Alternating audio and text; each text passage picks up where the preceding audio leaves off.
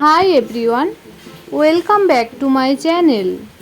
আজ আমি তোমাদের সাথে শেয়ার করব আলু পোস্ত রেসিপি।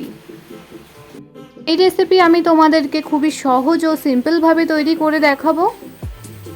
এই রেসিপি তৈরি করার জন্য প্রথমে আমি এখানে নিয়েছি আলুগুলো আমি ভালো করে কেটে ও ধুয়ে পরিষ্কার করে নিয়েছি। তারপর আমি এখানে 3 চামচ পোস্ত ও কাঁচা লঙ্কা বেটে নিয়েছি একসাথে।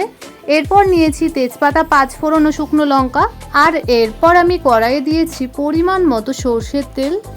তেলটা গরম হয়ে আসলে আমি এর মধ্যে দিয়ে দেব শুকনো লঙ্কা, 5 ফোড়ন ও তেজপাতাটা কিছুক্ষণ ফ্রাই করে নিয়ে এর মধ্যে দিয়ে দেবো ধুয়ে রাখা আলুগুলো। পর আলুগুলো একবার বেশ ভালো করে তেলের সঙ্গে নেড়েচেড়ে নেব। তারপরে এই আলুগুলো আমি কমপক্ষে ফ্রাই করে নেব 6 মিনিট মতো। তারপর একবার বেশ ভালো করে নেড়েচেড়ে নিচ্ছি।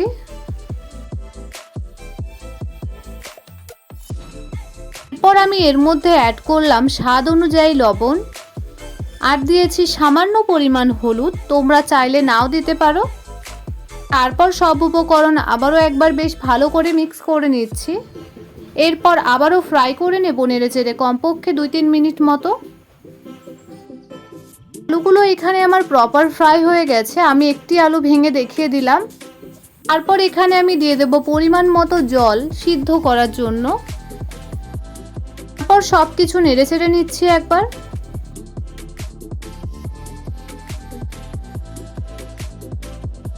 এরপর ফুটিয়ে নেব আবারও 5 মিনিট মতো।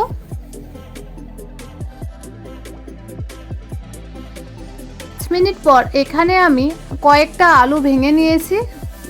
সব আলু ভাঙার প্রয়োজন নেই, এখানে কয়েকটা আলু আপনারা ভেঙে নেবেন। এরপর আমি এর মধ্যে দিয়েছি বেটে রাখা পোস্তটা, আর দিয়েছি সামান্য বাটি ধোয়া জল। তারপর আবারও একবার সব কিছু বেশ ভালো করে মিক্স করে নিচ্ছি। পোস্তটা দেওয়ার পর আমি আবারও ফুটিয়ে নিচ্ছি 2-3 মিনিট মতো।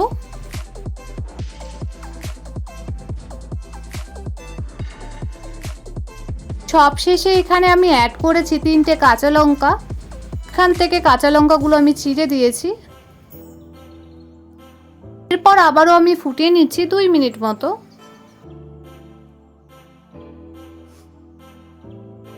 এই রেসিপি আমার প্রপার তৈরি হয়ে গেছে। আমি এর থেকে বেশি আর গ্রেভি রাখছি না।